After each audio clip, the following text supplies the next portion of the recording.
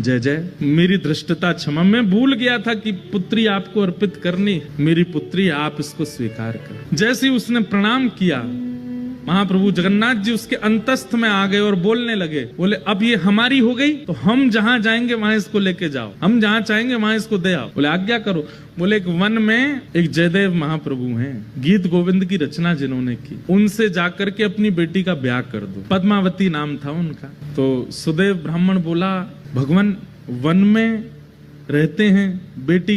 बोले अब ये तुम्हारी बेटी नहीं तो तुम चिंता क्यों कर रहे हो? तुम्हारी बेटी होती तो तुम चिंता करते ना कि जमाई हमारा कैसा, घर है कि नहीं है, परिवार है कि नहीं, संपत्ति। अब तो ये हमारी हो गई, अब इसके पिता हम हैं, हम इसके लिए योग्य वर ढूंढ चुके हैं, उससे जाके ब्याह करो इसका। और जो आज्ञा भगवान, बिल्कुल संशय नहीं है मेरे चित्त में, मैं ब्याह कर दूंगा।